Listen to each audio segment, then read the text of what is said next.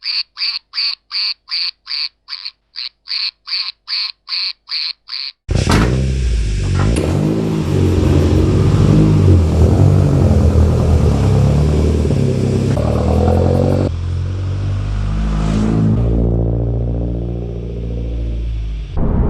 to Blogg number 3.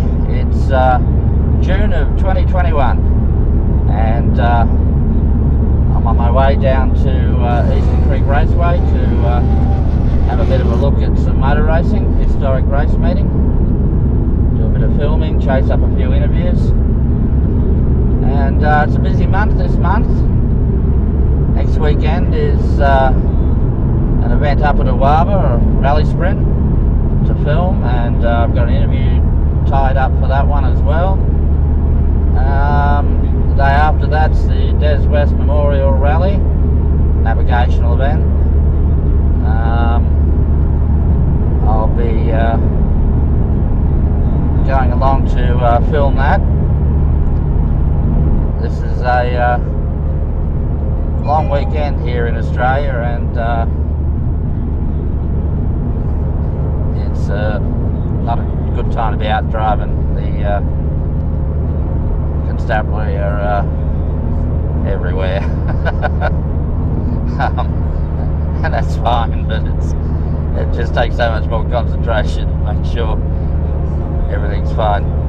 Anyway, it's a busy month, and in fact the next few months are very busy with motorsport, and not competing in anything, but I'll be filming and interviewing and generally pretty active.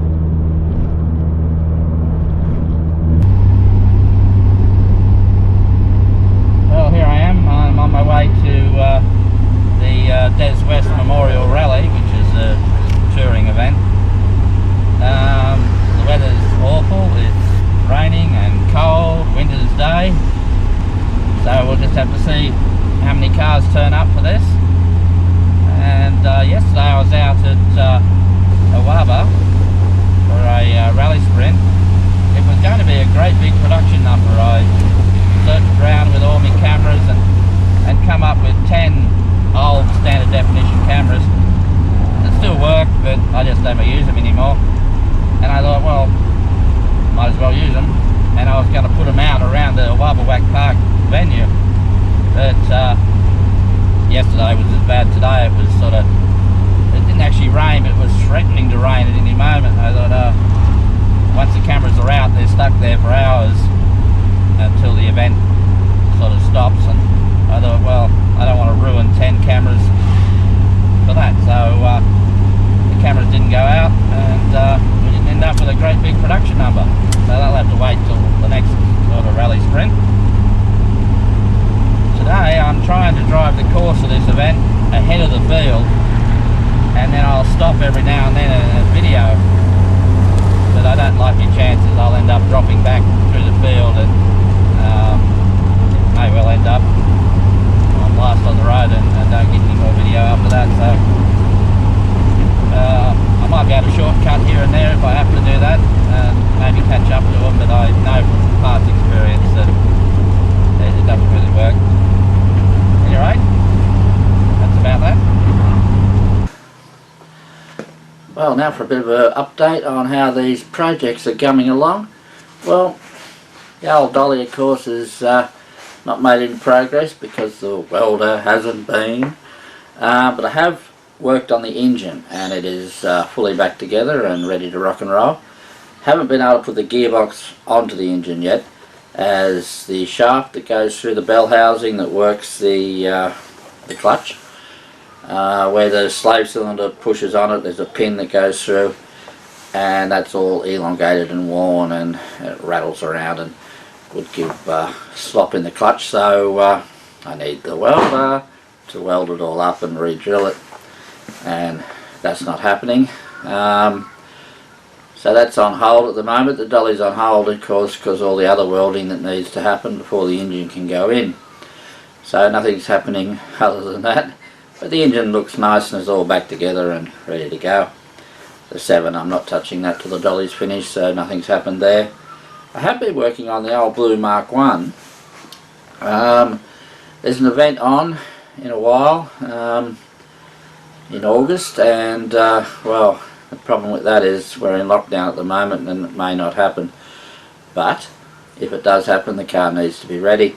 I didn't have to do that much to it really. The bodywork you know, there was what I thought was rust coming through was actually turned out to just be the body filler came away from the metal, and when I sort of bashed the body filler out, there was no rust there. It was still clean painted surface, and so all I had to do was body fill it, and I put some primer on it, but I haven't got any of the blue colour, so that'll have to wait a bit more until the lockdown finishes. The other thing, it's got an oil leak, and near as I can tell, that oil leak's coming out the back seal, and well, that means that's not really fixable.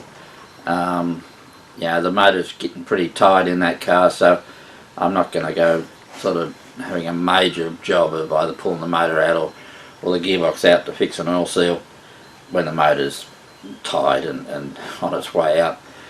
So at some point the Mark 1 may need a rebuild engine, but yeah, I'm running out of money, so the old Dolly's taken it, and I've got an engine that for the Mark 1 that was a perfectly good engine at the time, and that's sort of a long time ago now. So I'll probably just strip that down, hone it out, put new rings and bearings in it and gaskets, and I've got a new clutch and pressure plate for it. So that'll probably do the job, you know, giving the amount of use it gets.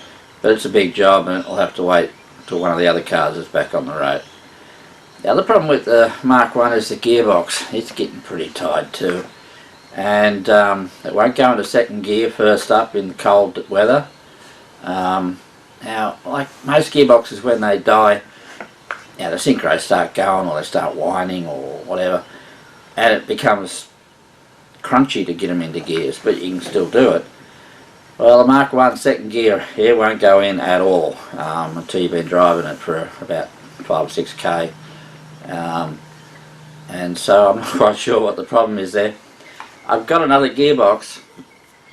I actually gave a gearbox to a guy that has a 60s model open wheel race car, and in its original configuration it had a 2500 gearbox, and he got this gearbox off me to completely rebuild it, but he also highly modified it to fit on this race car, in terms of the bell housing and what have you. And when he got it all together, he didn't like it, so he decided to pull it out and put it to another configuration that had some other sort of gearbox in it, and he gave it back to me. Well, I've got this nice rebuilt gearbox, but it won't fit a Triumph anymore. Now, someone gave me a 2500 gearbox some years ago with no internals, it's just the housing. So I've got the challenge of trying to take all the internals out of this modified gearbox and put it into the housing. Now, I've never had to work on a 2500 or a Dolly gearbox in all the years because they're so strong and rugged. I've never even had to get someone to rebuild one.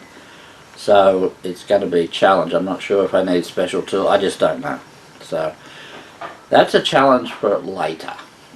In the short term, the 2500 needs to be running for the event in August, if that happens. That's a trip to Coffs Harbour. It'll be 2 days to get there. It'll be going up via Gloucester up to Thunderbolt Way through Walker into Armidale for an overnight stop, and then from Armidale down through Ebor, Dorrigo, down through Bellingen to Coffs Harbour, actually Sawtell, and then the next day after that it's a day at Rally Raceway to have a bit of a burn round.